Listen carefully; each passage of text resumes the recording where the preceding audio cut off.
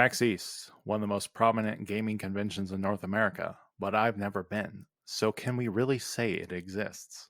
With me today are two members of the community who claim to have been and will be recounting their experience: Parrott, believer in Bigfoot, Hello, hello. and the GOAT, Sean Mason. Hello. Hey. So, today, this was a bit of a special episode of Backlog Brain Rot. Our regular episode got a bit delayed, so instead we decided to be a bit topical and talk about PAX East, since at least one of the hosts has been and a few other community members have, and I have not, as I mentioned, so I figured I'd ask about it. Let's see. Oh, and for the record, the regular episode will be out just a week later than usual. We're wishing Straw Hat a speedy recovery from his illness. Yes, For sure. Prioritize your health. Get better. Please. always. All right. So, I think to start off, why don't you guys just give me your general impressions about the event this year? Well, I've never been to any sort of event like this before, so this was the very first time, and it was about what I expected, but a little bit larger than I was anticipating. I would say I really enjoyed just wandering around, seeing all the different things, and I got a chance to play a lot of different games and watch people play other games and see trailers and things. And I just really enjoyed taking in the whole spectacle of the thing. Very nice. Sean, is this your first time as well, or have you been multiple times? This is my second PAX East, but my third big gaming event like this. Not big gaming event, but kind of kind of gaming event. I went to New York Comic Con a few years ago. How was that compared to this? Uh New York Comic Con it's very different. I didn't really play anything at New York Comic Con. They did have some games, but I didn't really play anything. I definitely enjoyed PAX more just because it kind of appeals to me more, the video games. I only went to Comic Con because Claire wanted to go because one of her friends lives there in New York and one of her friends was going. So she's like, "Can we go?" And I was like, "Yeah, sure, why not?" And it was definitely interesting. But I loved PAX this year. It was a lot better than last year's PAX. There was a lot more games to play and just a lot more people in general. I found it very fun. I discovered some brand new games I had never heard of. I also Mm-hmm. played some games that I was really anticipating. One game I really wanted to play, but it was like an hour demo and the line was pretty long. So I'm like, I'm not going to waste my whole Jeez. day just sitting here in line waiting for this. I will just let you know that game was Goodbye Volcano High, which I will be playing day one. Um, but I really wanted to play it, but I didn't want to waste my whole time there. Yeah, an hour-long demo for a crowd like that seems a little excessive. Yeah, I did not wait in any line longer than probably like 20 minutes or so. There were some things that I saw that I would have been interested in trying, but yeah, once the people would be like, "Oh, the lines is 45 minutes or an hour," you start thinking about, I'm only going to be here for like 7 hours total, Yeah. and then I don't want to spend a large chunk of that just standing in the same line just to play one game. I agree with Sean. I played a lot of different games that I had never heard of because I didn't even look at the playable games list on the website. I just kind of wandered into the building and just kind of looked around and saw what looked for things that looked interesting and just kind of wandered toward them. Yeah, I definitely agree with you. I think the pretty sure the longest wait we waited was when me and you waited for Mina the Hollower. I think that was the longest. That was probably 20 to 25 minutes. But then the demo was 15, so it was so much. It was so worth it because that game was unbelievable. Nice. The kind of ironic thing about me never going to any of the PAXs is that I grew up in the Seattle area, so I could have gone to PAX Prime at one point in my life. And then I moved to Boston and I was in Quincy, Massachusetts for 3 years, and I never went to PAX East. So I've been in the two prime locations, pun intended, for both of those shows and never attended because they just ended up being really busy with work or college or what have you. Yeah, I'm not sure why I've never gone before because I'm not that close to Boston. I'm a few hours away. It was a bit of a travel. I ended Yeah. up going down Friday night and then staying overnight across the street in a hotel to get to PAX in the morning. But Yeah, there's no reason I couldn't have gone earlier. Now I will probably go. I don't know. I might end up going every year. I'm definitely gonna go every year. I am surprised I hadn't gone before, but I'm trying to think, when did PAX like become a thing? Because I don't really remember it when I was in high school, and then when I was in college, I was living in Milwaukee, so obviously I wasn't gonna go. But Yeah. I remember it being a thing when I was in high school, but I'm only 27. So, I'm younger than you, so hang really? on. Yeah, I'm Oh, man. 26. I'm only 26. PAX I East. keep getting surprised finding out that I am progressively becoming one of the older guys on the Discords. Over the Um, passage of time, you do get older. Sad to say. it's weird how that happens. Oh wow, PAX East has been around since 2010. So the first PAX East I was in eighth grade. So I don't know why I didn't go when I was in high school. I probably just didn't even know what it was. Yeah, I'm older, but I graduated high school in 2011, so it was, new at the time, but that means it was around during college and, all through my adult life, and I never once thought about going until some friends from around here mentioned how they went last year for their first or second time, and then I was like, "Oh, let me tag along next time." It's kind of funny to me. I was kind of expecting you guys to be PAX frequenters. So it's funny hearing that we're all kind of not all that different in our experience with the convention scene. Yeah. Well, in 10 years, I'm going to be extremely experienced at this because I'll be going every year for sure. Very cool.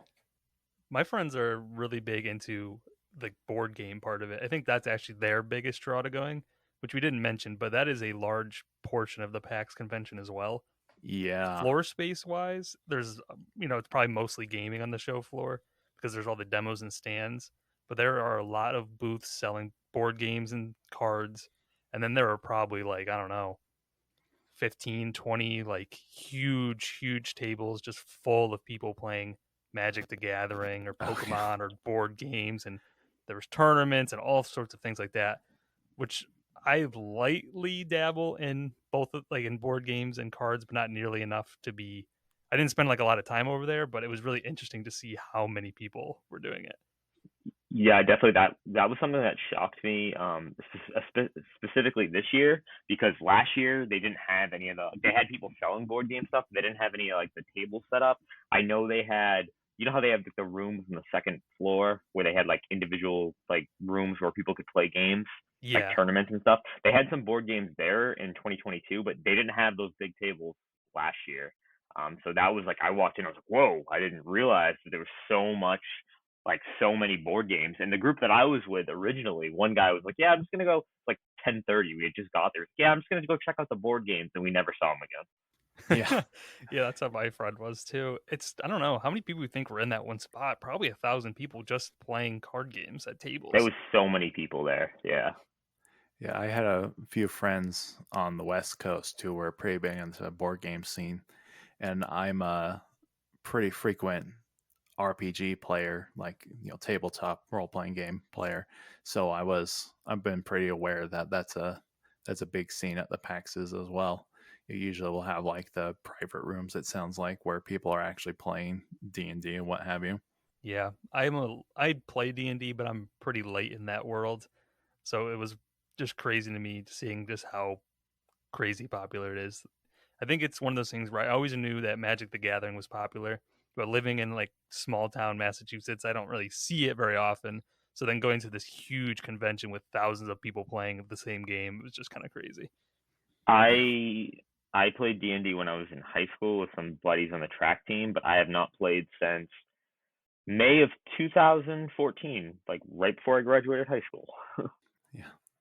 I think I've had like a somewhat regular group for it over the internet since at least that has been off and on since like 2017 ish.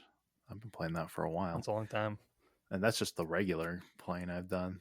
I started way back in high school or middle school, even. I just have one other question about the venue, and this is just me being kind of uh, having a bit of a small obsession with buildings, as anyone who read my book has probably figured out. Uh, Yep. how was the building and the venue itself? Was it like well laid out? Was it kind of stuffy or? Well, I'm pretty experienced with the building. So basically, it was at the convention center in Boston. So like any big convention they really hold there, and I've been to multiple things there. I've been to a graduation there. My dad's police academy graduation was there. My dad's friend's police academy graduation was there. They hold a lot of things there, and I thought they did a pretty good job spacing things out. There was enough room to walk around, and you're not like people aren't on top of you unless you're, you know, maybe around the WrestleQuest booth, people are on top of you, but that's because everyone wanted to see the giant wrestling display. Um, Yeah, but other than that, I found it pretty good. The only thing I would like not complain, but I found a little different was that the people working PAX this year were very much like, oh, you got to keep moving, you got to keep moving, you got to keep moving. Like you couldn't stop. Like if you stopped in a certain area, they'd be like, you got to keep moving, you got to keep moving. And I don't know if that's like a normal thing, but they definitely didn't do that in 2022. that's interesting. Odd little note. I can kind of understand maybe why they'd be like that, but it also kind of sounds like that they might have gotten uh, they might have been tasked with something and then took it maybe a little too seriously. It was kind of interesting how it was such a large amount of people in one spot, but I never felt claustrophobic other than right near the wrestling booth, like Sean said, because there was this wrestling stage and there were actually people wrestling in it on and off. So people would just flock to it to watch the wrestling matches. So around there, it would get a little claustrophobic, but generally there was, all sorts of booths and lines, but it never really felt too bad. They kept it really organized. That's good.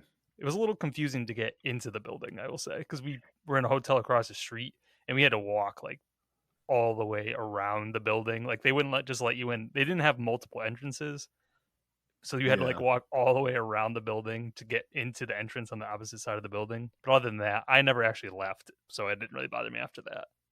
What area of Boston is that in? It's in the Seaport district. It's like right off the highway. Okay. Because I Yeah. worked in the middle of the financial district, in that little Okay. like round islandy shaped part. So I walked around the north end and all that area quite a lot for the 3 years I was there. It's like I said, it's in the Seaport district, which is like it's kind of near the airport. Um, Okay, yeah, I know where you're talking about then. It's actually really easy to get to from outside of the city, which is nice. oh, definitely. Yeah, You pretty much definitely. just drive on the highway. We didn't really have to do anything. You just kind of drive, and then you get off one exit and you're there. Yeah, that area with like the oddly prominent casino, right? Or somewhere around there. As an addendum, I was entirely wrong with that statement. I've It been to doesn't the matter. casino, but I don't know quite where it was because I Never wasn't been to there the then. casino in Boston. It's not Interesting. technically in Boston. It's right on the outside of Boston. I Yeah. think there's some sort of rule about it. The Encore Casino. Yeah, I never. Anytime I've gone to a casino, it's been in Rhode Island. Yeah, I've been Nice. to the Encore once, and I went to Foxwoods a couple times. Alrighty. Well, to bring us back in from just random Boston talk, we should probably now get to the games. So, you've mentioned it a few times, but why don't Sean? Why don't you start us off and tell us about one of your favorite games you played at the show? We'll All kind right. of alternate between you and Parrott. Yeah, I got to start with Mina the Hollower. This game blew me away. So I had heard of it, saw like a screenshot of it, and thought that was pretty cool, and then I completely forgot about it. And then one of the guys that I was with, shout out to the Grim Blade, he's in Maddie's Discord, um, Nice. and he's an LSM patron too. But I met him for the first time in Houston, but then he's like, oh, I'm going to PAX. So I met up with him. He's like, oh, you have to see this game. We have to see this game. So he brought us over there. It's from the Yacht Club, same people who made Shovel Knight. So that immediately I was dragged in because I'm like, oh my gosh, Shovel Knight, one of my favorite games of all time. And this game is legit a 2D Zelda game. It is very much like Link's Awakening, Oracle of Seasons, and Oracle of Ages. It's like that Capcom Zelda game. And those were some of my absolute favorite Zelda games. From the art style to the way it plays, the controls to the level design, this game is legit a 2D Zelda game, and it's pretty cool. The demo starts you off. You can choose between like 3 different weapons. I tried all 3 of them out. Um, some of them are definitely better than others. I prefer just like the standard sword. The giant hammer was a little difficult to use. I don't know if Parrot, did you use the giant hammer? Yeah, I used all three also. The third one was what, like a flail or a whip or something? Yeah, the whip. Yeah. That's the one I used the most. Yeah.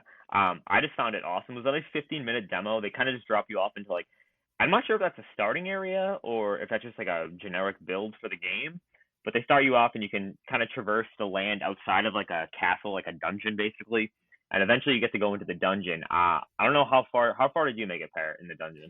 I think you and I made it pretty similar because Sean and I waited in a line together and we were playing in the stations right next to each other.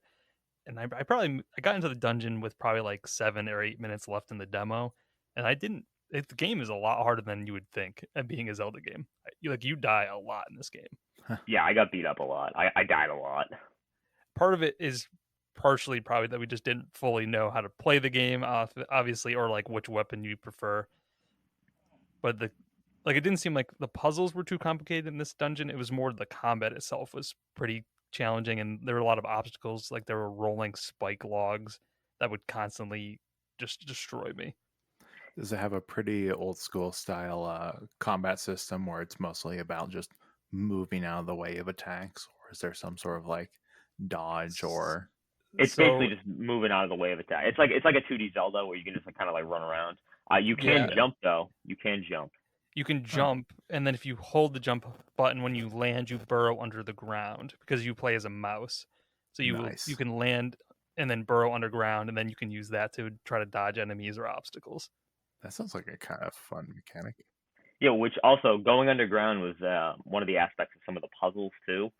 You have to go underground to get to like the other side and like hit a switch and then come back, which I thought that was pretty cool. I'm like really stoked for this game. I only played 15 minutes, but I am totally sold on this game. One, it's from Yacht Club. Two, it's basically a 2D Zelda. So right there, I'm sold. Yeah, Yeah. I totally agree. I don't think I even knew about this game going in, and if I did, I didn't really think much of it. I probably saw, just like you said, I probably saw the name and a picture, thought it was cool, and forgot about it. But I think it was also good timing because I finally played the Oracle games, which I talked about on the show over the last few months. So I think I'm really was like right in the perfect mindset to try this out. Yeah. It's interesting seeing Yacht Club do something that's not Shovel Knight related, which is all I've seen from them for like the last 15 years. So I don't think that they made this game. I think they are just publishing this Oh, are game. they just publishing it? Hang Steam on. I Steam think so. says developer Yacht Club Games, publisher Yacht Club Games, Yeah. and it looks very It Yacht does. Clubby. I couldn't tell So because they published that game Cyber Shadow, which was also really good, but I know they did not make that one. yeah, yeah. No, this is looks like it's actually one of their Oh, so it is games. their game. So yeah, that makes me even more excited for it. I was under the impression they were just publishing it, but it Yeah, had a lot of charm and polish to it, and it had never. And what it was really fun about it is that at least in the demo, it did not really teach you anything, but it was not complicated. Like the opening area was not complicated enough where you were going to get frustrated and stuck, but it did involve you actually trying to figure it out on your own. yeah. That classic style of Kind of experience, like which I remember, yeah, I got to like the cave and I was stuck, and I looked over and I saw got stuck in the exact same part until you realize that you can burrow into the ground. And then you're like, oh, that's what you can do. Yeah, I was like, oh my gosh, what am I supposed to do here? I was stuck there for like a minute or two, and I'm like, Yeah, oh, me and then I too. realized you could dig, and I'm like, then I saw that one patch that looked a little different. I'm like, all right, you can definitely dig here. I did ask after we played, I asked the devs if they plan to bring it, like when they plan to bring it to console, because it's expected to come out this year. It's only on, like Steam, Windows. It's actually coming out on Mac, which is interesting. They do plan to bring it to all consoles. I suspect this will definitely come to Switch first. It just looks like a Switch game. Yeah, it oh does. yeah, Um, I can imagine that. but I'll definitely be playing it the day second it comes out. It's all over my Steam Deck for sure. Yeah, Yeah, same. I love that mix of like the 2D Zelda, but with a somewhat Castlevania-y vibe to it, and then those very clean, well done Game Boy style graphics. Yeah, it's a really beautiful game. And I'm looking at a screenshot now, and I'm in love with the font that they use for the dialogue. They got this fun little effect where there's like a line through the top of a capital C. It's hmm very stylized. I love it. Yeah, and it was very like the area we were in was very dark too. Like not dark in a bad way, but like dark as in like you felt like there was something off. There's some eerie vibe going on here, and it just got me like really into it. It's really cool. As someone a big fan of Gothic literature, that like really Nice. spoke to me. That's always fun. That's the thing that always made Halo 2 one of the coolest of the whole trilogy is it had the most gothic vibe of them all. Yeah, with what's it called, the Grave Mind. Yeah. And just the general like from the very outset of the title menu, it just felt the most gothic and dark. All right. So let's go ahead and switch over to Parrot now. Almost called you Straw Hat. I wish. Uh, We all wish. so my favorite game I played was also Mina. So I'm gonna shout out the game I probably had the most fun with in co-op was 30XX. Sean and I played this, and it was a co-op Mega Man X inspired game. I would say it's more than inspired. It basically just played just like Mega Man. I was about to say, it looks like Mega Man. So this game is apparently already out, but it was been in early access. I had never heard of it, and I never heard of the game they had before this. Apparently was 20XX. So it plays just like Mega Man X, but with co-op. So one person is playing as the Mega Man, you know, person, and I don't know what he was called in this game, but he's blue and he has a blaster, and the other person Yeah. plays as the red one, which is what, Zero, I believe. Yeah, it's Zero. And he is the melee, so he's got a sword. And then this game is procedurally generated, he was telling us, and you just run around and just it's just Mega Man and co-op. It really all it was. There's a lot of enemies on screens, a lot of platforming challenges, and then a boss at the end of each stage. Yeah. Looking at a little bit of the video preview on Steam, one thing I'm liking about it, as opposed to every time I've tried to play Mega Man, is that you actually have a somewhat dynamic camera that's moving around and showing you things. So it's not just hitting you from the side of the screen when you walk Yeah, forward. yeah, and then when you are playing co-op, the view gets further and further out as you get farther away from each other. It's not like one of those games where it pulls you to each other. At least it didn't seem that way from what we played. That never happened to us. Yeah. Nice. So the second I met Parrott in person for the first time, he told me we had to play this game. So I was like, all right, well I'm sold. You told me it's like Mega Man, let's go. And I absolutely loved it. This was my second favorite game of the show, definitely. Like Parrott said, it plays just like I've barely played Mega Man X. I'm a big original Mega Man fan, which I got some Mega Man OG Mega Man vibes out of it as well. But it definitely looks like Mega Man X, and it played so smooth. And I like the idea. So I have not played a lot of procedurally generated games, but this was like awesome, and it really appealed to me. And I'm definitely gonna. This is definitely a day one for me. I love the idea of co-op. You can also play it single player. They did say that, so you don't have to play co-op. And you can both play as like the guy with the main character with the gun, or you can be the sword wielding red person like Zero. Basically, you can basically It's a be their nice option equivalent to to have. Mega Man or Zero. Um, Yeah, like because we played it, Sean was the Mega Man and I was the Zero. And I didn't personally like the Zero very much. I don't really like the melee. I definitely preferred playing as the blaster guy because I had played this demo before I met up with Sean, and I played as the blaster guy when I played it by myself. So I would say out of the two of those, I definitely enjoyed the Mega Man character because I felt like the Zero character you had to get so close to all the enemies that I felt like I was just taking so much more damage. But what was kind of cool is there were some healing stations where when you killed enemies, you got money, and then you could use the money to buy upgrades. I'm pretty sure it was, but you also could use the money to heal yourself, and then it would harass you if you were out of money. yeah, that was pretty funny. Some of the you don't have enough money, and they had like Yeah, the it's like you're emojis. poor. Yeah, you're poor. Smile, sad face. Yeah, I found it pretty cool. We got the two bosses, right? Did we get the two or did we get Yeah, the three? I thought the bosses were pretty cool. yeah, they were cool. I just think it's one of those games that just really felt good with two people.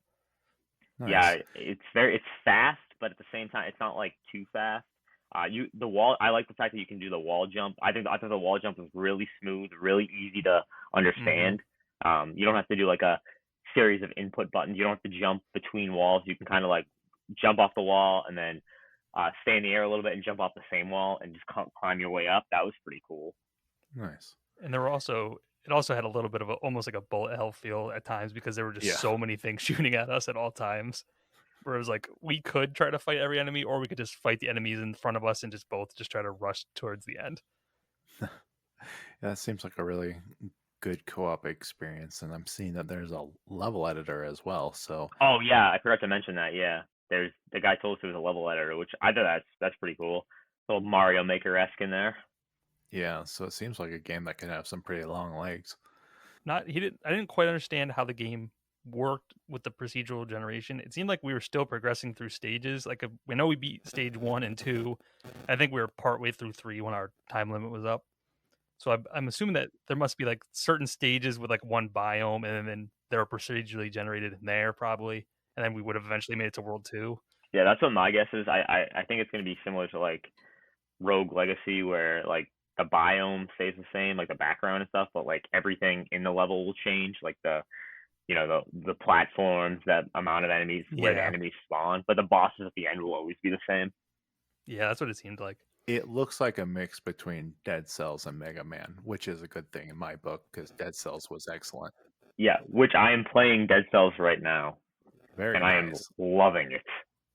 Would you say it's about as smooth as Dead Cells in terms of the gameplay? Definitely, yeah, definitely. Ooh, that's good then. All right, I might check that one out. Yeah, and you can buy it now because it is in early access. At the Yeah, booth, I bought a code for it because they were selling it for $10 instead of 20 or whatever if you bought it from their booth. nice. All right. So we've gone through both of your top two Yep. nice and efficiently. Uh, so I guess we'll move on to Sean's third. All right. So this one a little different for me. I'm not a multiplayer guy. I'm not a big multiplayer MMO guy, but I played Atlas Fallen. And I know it just got delayed after like they announced a release date like a week before and then they delayed it. But I was blown away with Atlas Fallen. This game was awesome. So I'm going to start you off with the combat is very similar to Nier, but it takes it to another level. They have abilities, but it plays so smooth and it feels so good for the combat. Like you can create a combat chain, and you just keep. It's really good. It's giant 3D world. There's a lot of cool enemy design, a lot of cool bosses. The world was huge too. Um, they're really harping on. I was talking to one of the people that were there, one of the devs, and they were saying that they're really focusing on PVE combat. So they want people to take down enemies by themselves. I mean, with each other. Sorry, not by yourself. But in my demo, I you could play with the people around you. People I was playing with, I had no idea who they were, so I didn't really know them. But they Yeah. all knew each other, so they were kind of sticking together. So I was taking on some really difficult enemies by myself. I managed to take down one giant, like it was like, kind of like a dragon-like enemy. It wasn't a dragon, but I said it was dragon-like because it was breathing fire and it had wings. Um, Close enough. yeah, so I took him down by myself, but he almost killed me. And then immediately after I took him down, some like normal little monsters, I was just running around. They took me down right away. But the world is just beautiful. Like it's very bright and vibrant. There's many different landscapes. I was talking about they dropped you in this area that was very grassy. The sun was shining. The sky was really blue. It was kind of a wide open field almost, but there were some hills as well. They kind of dropped you in that random area. But I was telling me that one of the devs was saying that there's a lot of different areas and a lot of different kind of like biomes. I know we use that word a lot, but there's a lot of different biomes. Like there's a snowy area. There's kind of a beach area, and he said he's really harping on PVE, but there's also PvP. And I've like never played a game with PvP, like really, other than like I've played some first person shooters online and some third person shooters, but that's really it. But I was like really blown away with this, mainly because I'm not into games like this, but the combat just felt so smooth. Yeah, these previews look pretty nice. Yeah, I didn't see this one. I'm having a hard time figuring out if this is supposed to be because you said MMO-ish, but it actually looks like it's more on the Diablo side of action RPGs, which would make sense because Diablo was always a uh pretty heavily encamped in the co-op territory. Yeah. Uh, even though it was easily a single player game. No, I know what you mean. Yeah. So that actually makes it more appealing to me. And that's how the guy described it to me. That's how the guy described it to me. He said it's like an MMO. But I don't know. I just found it like really cool. It was really awesome. And I was looking at some people who were around me who were playing it like while I was waiting in line, who are like much more, I can tell, much more experienced in these type of games, and they were doing some heavy damage, and they were really destroying a lot of monsters, and it was really cool. Nice. Yeah, I think I'm gonna have to put this one on my radar because I'm a big sucker for these kinds of co-op action RPGs. It does look pretty cool from the trailer. I did not. Where was this on the show floor? It was it wasn't, you know what? So if you look at the Wrestle Quest Yeah. area, you had to go like straight down to, so like if you're facing the ring, you go straight down to the left, and you go all the way down, and then you take a right all the way down. There was like a little area for it. It's kind of near, you know where Dead Island 2 was? Oh, right. I didn't really go over there, really. Yeah, it was around Dead Island 2. Okay, gotcha. I didn't really try any of these kind of big budget games at the show. I tried mostly indie stuff, but I kind of walked by a lot of the big stuff just to see it. But I just must have totally missed this one. The only reason why I tried it is because Lord Sovereign from the Iron Lords podcast, he met up with us around before I met up with Parrott. He met up with the group that I was with, and he was really singing its praises. So he's like, "You have to play this. You have to play this. You have to let me know what you think." So we're like, "All right." So that's why we got in line and played it. Yeah, this does definitely seem like a game that would appeal to a Destiny crowd. Yeah, I was with some Destiny players, and they like were like pretty pumped about it. As a former Destiny player, I fully understand that. All right, Parrot, what do you got next? So I would say that the two we mentioned before were definitely my top two, and then anything after that was kind of more. I liked everything else I tried, but nothing else really stood out to me as much as those two. So I'm going to shout out another game I played with Sean, Blackout Protocol. I was really bad at this game, but I really thought it was really fun. It's a top-down co-op shooter, but it was only on PC. It reminded me a lot of Helldivers if you played that, but I'm sure there are a lot of games like this that I've just never played. So you just, you walk around the top-down map and you spin your mouse so you can shoot in 360 degrees. There's not as many as there should be, I'll tell you that. Yeah, it was really fun. Oh, you like Alienation? That's another game like this that I actually have played. So I like this sort of game, and I just don't play a lot of them. But this one was a very intense version where you had very limited ammo, and there was a lot of enemies, so you really had to aim carefully. And also, you could friendly fire each other, so it caused a lot of issues. Yeah. I think we had like a 15-minute demo, right? And we died within the first like 4 minutes of our time because I think one of us killed the other one, and we got swarmed. And then the guy's like, yeah, you could go again. You didn't take very much time. I'm like, wow, that doesn't feel good, but it was a really cool game. Yeah, it was my friend Brian, who was with us, was like asked us if we wanted to play, because he's really into those games. And I'm like, all right, but you're probably gonna have to carry us because I'm pretty bad. Funny thing about the friendly fire is the second we started, before we even got into like an area with enemies, I shot my gun, forgot friendly fire was on. Just clip him. Yeah, it was really cool. It was like a dark game. It seemed like we were fighting, I don't even know what they were, just like some sort of like, I don't think they were supposed to be zombies. They were just like kind of like mutated people, I guess. I almost thought they were like parasites almost. Yeah, it's something kind of horror-esque, and we were just in like a dark cave. And the guy also told us that this game was also procedurally generated, right? Yeah, it was procedurally generated. That's a classic way to do it when you have low resources to hand sculpt everything. I don't know that I'll play it. Like, well, I would play it, but I know that my PC couldn't run this, so I'm not sure if it's ever going to get ported somewhere else. But it was really cool. It was fun. I like the art style was really unique too. It was almost like almost like 3D stick figures, almost like if you looked at it from a top down. I don't know how else to explain it. Pat, would you say that would make sense? Yeah, it's like, I don't even know how to describe it either. It kind of looks like that. What was that game called? Invisible Ink or something that Clay put out. Oh yeah, I know what you're talking about. Yeah, it was a very interesting experience. It was like a game I don't think I would have tried unless I was in line with them. Yeah, but I definitely enjoyed it a lot. What made it also unique is that it's like up to 3-player co-op, not 4-player, which is like yeah, that was interesting. Yeah, that was really interesting. And you have roles too, like you can be a healer. What were the other? You had healer, The other ones. Yeah, I played as the healer. That's what I chose because Yeah. I always choose a healer in any game where I can.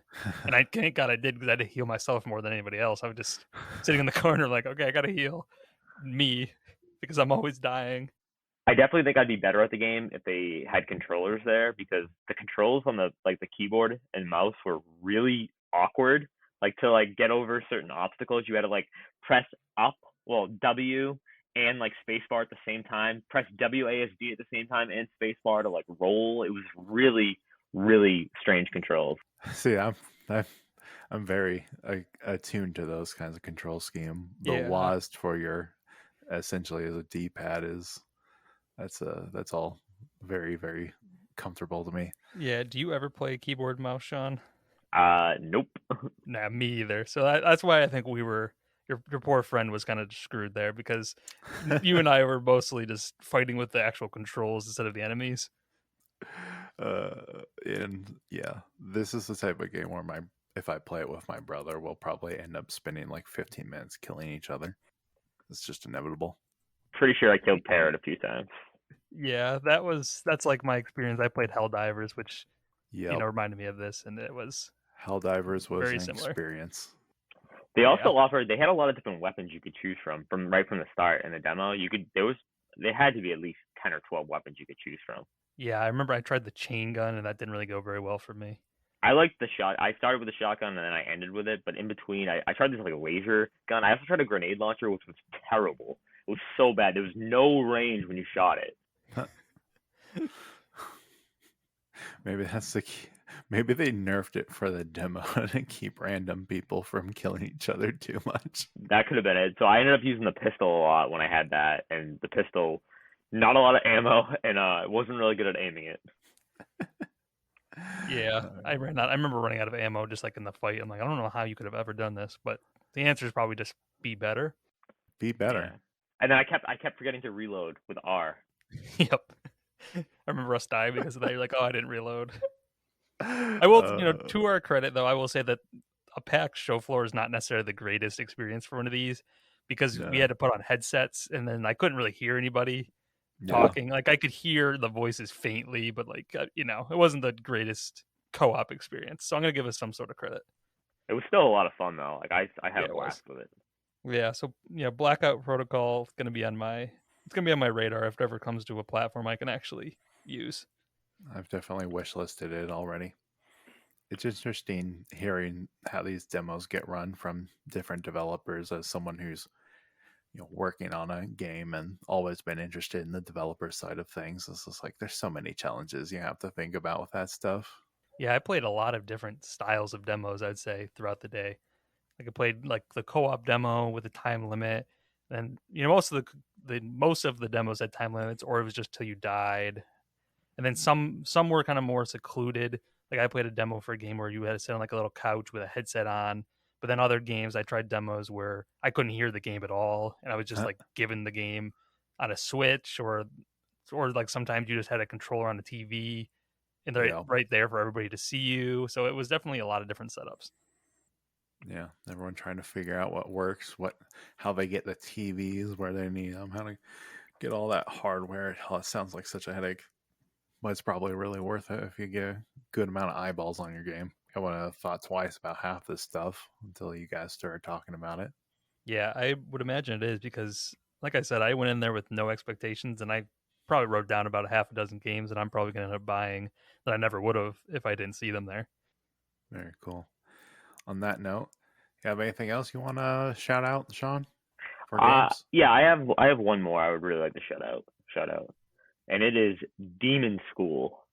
Not to be confused with the anime Demon School. Yeah. But it's kind of similar. This is a tactics RPG where you play as a group of humans and you're at a school and there are demons everywhere. And your job is to, you have a party of students and it's just like a typical tactics RPG. You have a grid. You move on the grid, you can attack enemies on the grid. And I just found it really cool. The art style was pretty cool. It was only a 10-minute demo. The demo, well, it was 10-minute time limit, but you could beat the demo too. Basically, you're in an area and you have a couple fights, and then you're done. That was really it. I found it really cool that I was talking to the people who developed the game. It was Necrosoft Games or Necrosoft Games. They Yeah. developed it. Um, they said there's going to be a lot of different enemies, a lot of different bosses. That all the enemies are demons, hence the term Demon School. Um, all of your party members had different attacks too. Like there was one person had like melee, one person had a weapon. You can, but then they said you can equip items too. It's heavily dialogue focused, so they have like almost like a visual novel esque dialogue system. So like when the dialogue comes up, the characters come up to the front of the screen. You see like a little portrait of each one, which is pretty cool. There's two girls, two boys. Overall, I thought it was really cool. I like tactics RPGs, and this one seemed pretty cool. Yeah. And looking at the screenshots, it doesn't seem like it in terms of the immediately, but there's a lot of little elements of it that remind me of what I've played of Persona 2. Oh, okay, yeah, I get what you're saying. Not necessarily 4 or 5, Yeah, but 2 and a little bit of 3, a very much more SMT-ish looking experience. Like the map screenshot in particular is really getting me, where it's got the little nodes over a layout of the area, and then says, super stylized. It's got like the little afternoon time indicator on the top right corner, and even has kanji on the island map little label, which I'm yeah, trying to read, but I'm just a little bit unfamiliar with it. Something bird, then something map or section. yeah. They said it's going to be like heavily dialogue based, so you can like talk. You can learn a lot about your companions and learn a lot about other classmates, which is kind of cool. So yeah, I thought that was really cool. I didn't like, I had no idea what it was when I got there. It just, I saw it and it's like, oh, this looks like a game I would like. So I played it and I liked it. Interesting. That's one I might check out eventually as well. Yeah, that looks pretty cool. I did not see this one either. This seems up your alley, Connor. As soon as I saw a grid, I'm like, oh, this is a Connor game. I bet Straw Hat would have a Yeah, time with this as well, especially. definitely. All right. So, I'm also quite interested to hear about the least interesting thing you guys saw. Not necessarily in a beatdown kind of way, but I'm just always interested to know what people don't like as much as what they do. So if you guys can think of something, I'd like to hear it.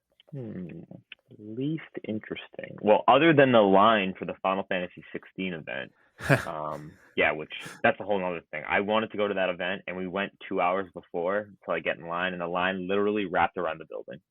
Oh my Oh my gosh. gosh. So I was like, yeah, I'm not Oh waiting lordy. here. What was the event? What was it? Just seeing the game? Yeah, it was like a new Probably. gameplay. What else? That's all I really know. I didn't even watch it on Square's site yet. I'm like, yeah, I'm gonna wait. I've waited this long. I can wait longer. Yeah, and I'm in that camp of once I've decided this is a game I'm interested in, I usually stop looking at anything else because I want to go in blind for the rest of it. I'm kind of like that, but you know me, I don't really care about spoilers. For me, it's more just like, I know I'm going to play this. I don't really need to spend the time looking at it anymore. Right. Slightly different Yeah. Same result, but just same slightly result. different reasoning. Yeah. Um, one of the most disappointing things, other than a game, I'm trying to think of games. I mean, everything I played, I kind of liked. If I didn't think I was gonna like it, I probably didn't play it. But another Yeah. disappointing thing was I went over to the NIS booth. Shout out to them. They really had Yeah. it had like no merch, like at all. Oh, that Kind of is sad. disappointing. Yeah. Yeah, I don't really have a game that I played that was disappointing either because I only probably played like 8 things. And like Sean said, I didn't really want to wait in line for anything that didn't look like something I would like. But I would say I was kind of disappointed with the merch as well because I kind of went in there expecting to buy some things. I'm like, I shouldn't buy things, but I know I'm going to. But Yeah. there was really nothing for almost anything. Interesting. That sounds very different from what I used to hear, at least before 2020. Those people I know would always be grabbing merch, or people would be talking about the cool little merch things they got. So here, that's basically wasn't there. It's a little odd. I heard bad things about Gollum. So I wanted to try that. I So did wanted to I. just see, but it's like the line was only 4 people long, so I'm like, oh, I'll wait. But then I was like fifth in line, and the guy's like, "Well, we only have 3 booths, and the demo's 40 minutes long, so you're looking at probably like 50, 55 minutes." I'm like, "No, thank you." But I didn't actually hear anybody that played it. Mm. Interesting. There were some games that, like I said, Goodbye Volcano High, Gollum. There were some games I really wanted to try, and just I didn't want to wait that long, just because of limited time. I'm trying to think. Another one I did want to try Demeo on the PS because they had a section for Demeo, and I know people who play it say it's like amazing, and I really wanted to try it. Hmm. Yeah, there was a few that I wanted to try, but I didn't get to. There was this game called Anton Blast, which looked like a GBA Wario Land game. So Huh. I got in the line for it, but it was like after like waiting 5 minutes and the line didn't even move slightly, and I was like 20th in line. I just decided to walk away. But I watched some people play it, and it looked like really up my alley. But I didn't get to actually play it, which was a little disappointing. That was probably like Interesting. the one game I saw that I really wanted to play that I didn't get to. There was a whole JRPG booth, like an area with just a bunch of like JRPG style games that I kind of wanted to go to, but the line was just so long for like all of them. Huh. So the disappointments of the day had less to do with anything you actually touched and more about the fact that you didn't get to touch everything you were interested in. Yeah, I would say so. Yes. Well, it sounds like a what's the word I'm looking for? A very densely packed time of fun. It was a Yeah, I blast. think I didn't because we got there at like 10, but we didn't actually get to the booth, so probably like 10:15, 10:30. So and then I left by 5:30, so there's only so much time to be there. Yeah. And you're gonna take some breaks. So I didn't really have time to wait for games I wasn't sure if I would or wouldn't like because there were a lot of games I wanted to try that I didn't even get to. So I didn't wasn't really disappointed by any of the games. I wouldn't say. All right. Well, that's not a bad thing. Uh, so sounds good. All right. For the next thing I thought to get to was the other more famous aspect of the conventions, which is the displays and costumes. Woohoo. Yeah. So did you guys see any what are the coolest game displays you guys saw? We'll start there. I feel Well, like there's like one answer to this. What do you think, John? for game displays, it's got to be WrestleQuest. Yes, that is Yeah. definitely the coolest because there's a huge ring and people were wrestling in it, like almost like on and off, like all day. Yeah, it was like every 20 minutes they had like two wrestlers go in there and they were like putting on a show. They were like playing with the crowd, getting people hyped up. It was really cool. As like a guy who doesn't like wrestling, I'm like, this is like awesome. That is quite a way to induct people into your game. Yeah, It's and just bring the whole experience right to them. yep, it was like a pretty big crowd watching it too. That's like the only time, like I said, I ever felt claustrophobic. So I was trying to like work my way through it, but it was just like 5, 6 people deep, like circling the ring, just like all like cheering and stuff and taking photos. It was pretty crazy. I wonder how many people there didn't even like realize that that was for like a turn-based RPG game. Yeah, did you try the game? I didn't try the game because there was so many people in that area. I'm like, where's the line for the game? So I did try it, but I'm pretty sure I cut the line on accident because I walked over as they were all wrestling. Everybody was going crazy, and then like two of the WrestleQuest like actual game kiosks were open. But I feel like everybody in the line was just watching the wrestling, so I just walked up to the kiosk and played it. So I probably cut all those people without even realizing it, but no one even said anything or noticed me doing it. So They're probably busy watching. yeah, I played it for like 5, 10 minutes. I just wanted to see what it was like, and it was pretty cool. It reminded me of Paper Mario a little bit, where it was turn based with like context button presses, like at certain So points. very much like Bug Fables, which will be right up my alley. Yeah, Yeah. And I'm I'm very shocked. They actually have like by name Macho Man Randy Savage, not yeah, knockoff Macho Man yeah, Randy Savage. They have the Macho Man Randy Savage in it. yeah. It's pretty crazy. They must be involved with it somehow, or I have no idea. Yeah. And it says tons of other icons on the Steam description. So I'm going to guess he's not the only actual wrestler who's in it.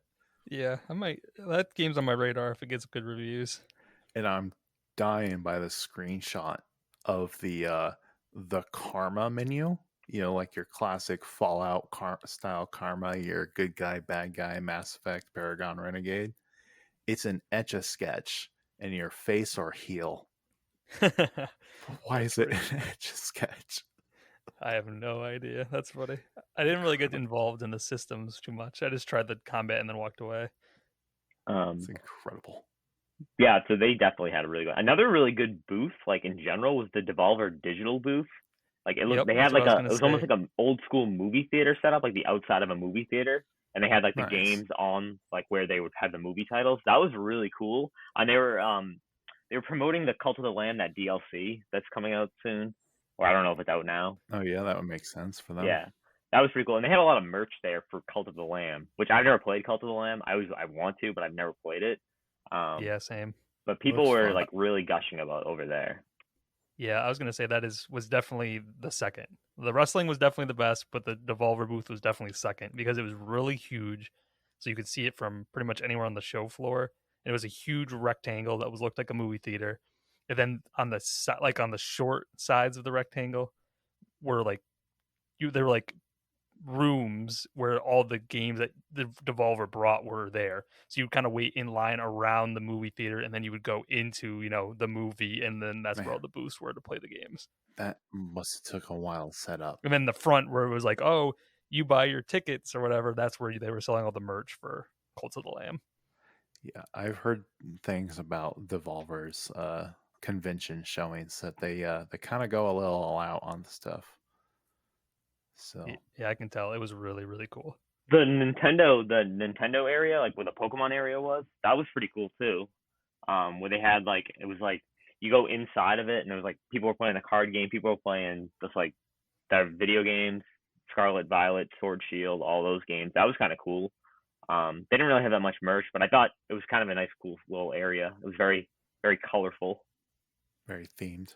Yeah, and Yeah. they had another Nintendo area over where they were having like an all day long Smash tournament. Oh, Smash With and like Mario Kart. Yeah. yeah, where they had like Splatoon statues. And also, like somewhere else on the show floor, I saw this really cool Last of Us statue. Did you see that, Sean? Oh, on the computer, Was it a clicker? It was they like had like they had like an entire computer designed after The Last of Us. Like it was getting like half of it was like infected. It was insane. Oh, nice. I did not see that. I Oh, saw a statue. It was like Ellie playing the guitar with like a clicker coming up behind her oh, from I did Last of Us not see Part that, but Two. hang on. Yeah, I have a picture of it. Hang on. I will put it in the chat after this. Very Yeah, cool. Yeah, I always remember seeing a lot of those displays on like the G4 footage of E3 or whatever convention back when I was a kid and always wanting to see all that stuff. So that's always exciting to me. So how about cosplays? Oh, I got to shout out some of the people I saw. I saw Cloud walking around, one of my favorite protagonists in video game history. Full-size Buster Sword? Yeah, they had the Buster Sword. They did. Nice, I nice. saw an Organization 13 member from Kingdom Hearts walking around. That was really cool. I love that. Sadly, that was the only Kingdom Hearts thing I saw there. Really? Yeah, That's that kind of was it. I saw surprising. like they had the full on like black trench coat, hood was up, couldn't see their face. It was Nice. pretty awesome actually. I saw a lot of different cosplay. I saw someone walking around as Goku. A classic one. Yeah. I Oh saw yeah. a lot of really cool ones that I didn't know what they were. There was one that had like this huge sword. I don't know what it was from. And there's this one dude in like a full like I don't know what he was supposed to be, some sort of god. And he was just like so tall. He was just like imposing over everybody. It was kind of crazy. Saw Kratos. Yep, Kratos yeah, I walking saw around. Very Kratos. Yeah. nice. I saw someone while I was going in with an untitled. They were untitled Goose Game sign, and just Yes. Oh, they held the yeah. sign up and it had Goose with the like the X around it or the caution symbol or whatever it is. Yeah. Yep, I forgot. I saw that one too. And then the person he was with had just a goose, little stuffed animal they were walking around with. Should have brought a real goose in. I saw a person in a full yellow Pikmin costume. I appreciated that. Nice. Was it like, did they have like the head shaped or? Yeah, like they were wearing just like a mask, like a mascot of a Pikmin head. Though, the number one cosplay in the convention, I did not see it, but I was told about it. It really haunts me that I did not see it. But my friend said they were walking around and they saw someone in a Hifumi from Danganronpa cosplay, and I missed it. Yeah, I didn't heard see it about that either. as well. Yeah. Apparently, they were dressed as Hifumi and they were carrying around the laptop with Alter Ego on it. And I just wish, if I'd seen that, I would have taken a picture. I would have had to. I would have asked for a photo with them. The alter ego is a nice touch. Yeah. I saw a lot of little kids that were there dressed as either Pikachu, like in like a Pikachu onesie, or like Yeah. I saw like someone dressed up as Mario and like his twin brother was dressed up as Luigi. That was pretty cool. Nice. Yeah. I'm trying to think what else did I see. A lot of characters I didn't recognize. Like some of the people who were walking around, I'm like, who is that? Who are they supposed to be? Yeah. Same. I think a lot of it was stuff I did not know, including my friend. I wonder how many of them Straw Hat and I would have been able to identify. Probably. My friend is really big into Genshin Impact, and he went as some Genshin character, and he told me the name, but it just went right out my other ear because I don't know what that he was talking about. I was sad there was no Trails cosplay. Didn't see any Trails. I was going to ask about that. Yeah. There was a Trails booth though. There was, the NIS booth had Trail, but I thought it was very lacking. That was, that and the Final Fantasy line was my biggest disappointment right there. The lack of merchandise. Yeah. I wouldn't be surprised if a lot of the cosplays are like Genshin Impact and Gacha game characters at this point, at which point I'd be completely lost as well. It's just a scene I don't have any real interest in. Yeah, me either. Have never touched Genshin Impact. Had a student who was obsessed with it last year though, so. Yeah, I hear about it because my friends are all obsessed with it, but I don't know what they're talking about. Most of the time they're talking about it, so. I played it enough to get a feel for it, and I actually rather liked the gameplay, and then it got to the gacha aspect, which immediately deflated all of my interest in the game. It's like, oh, cool, I can get that character if I grind 500 hours. Neat. The thing is that far out of reach. Or I can dump money. No, thank you. It was the cosplay just made me think it's so interesting how so many people go to this convention. We all love video games, but there could be so many aspects of video games that I don't even know, despite, playing my entire life and being, I probably play video games more than, 95% of the people in the world, but I still, and I talk to people about them, but you can walk around that convention and there's so many things you have never heard of. And there's people dressed in costumes. You have no idea what they are. And it's just pretty crazy. In the age of the 100 character MOBAs and whatnot really accelerated that. Yeah, exacerbates it. It's like, oh yeah, I don't know League of Legends, so therefore I don't know, 700 people's costumes. Yeah, at least. I was going to say there's probably at least 10 Katarinas, and you probably even know who you were looking at. Yep, probably. All right. Well, I think I'm pretty much out of questions. There any other interesting stories you guys want to bring up before we close out? Parrott, I think we have to shout out Never. We met Never. Of course we do. We did. Discord, Weeb Discord legend Never. He did the pauser face too for sure. For sure. I would be disappointed otherwise. No, that was great. I did not know that Never was there.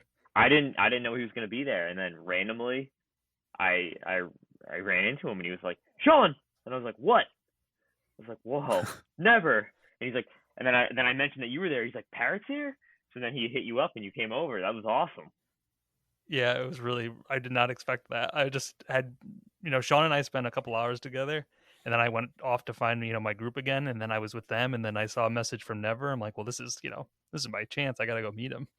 Yeah, it was cool. We gushed about Trails for a long time. We gushed about Octopath for a long time. It was me, him, Kopi. Kopi was there too. Nice. I don't know. Yep. Fellow Annalise enjoyer. Yeah. So we gushed about Octopath and Trails, which was really fun. I gave them whoopie pies as well. Oh yes, I did get a homemade whoopie pie from Sean. It was very delicious. Those are pretty good. It's been a long time since I've had one. I had to sneak it in because we did have to wear masks the whole time we were there. Which wasn't my favorite, but it wasn't too bad. I guess that might have helped with it did not particularly smell bad in there, so that was good. That's one thing I did expect that wasn't quite so bad, but everybody was wearing masks, so that probably helped. Their breaths were being kept inside their mouths. Yeah, filtered. Though what the disappointment I just thought of was apparently the angry video game nerd was there, and was he really? Yeah. He's still I doing was stuff? I apparently so there was this game that I had mixed feelings on because it was called Toxic Crusaders, and there's a lot of signs for it all over the place, and it has a really weird art style. I think it's based off a cartoon.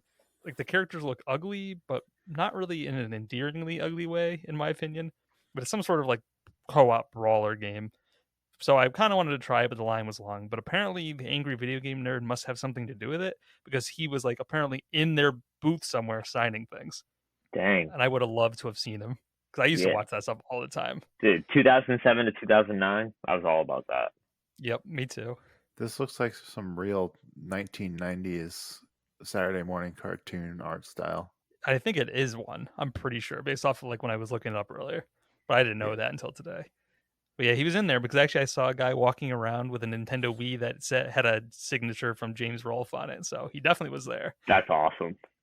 It's I know. I would have hilarious. loved to have gone over there and seen him. And I walked over there once or twice to see if I could get in there, but he wasn't like at the table he must have been sitting at. Maybe it was lunchtime, I think.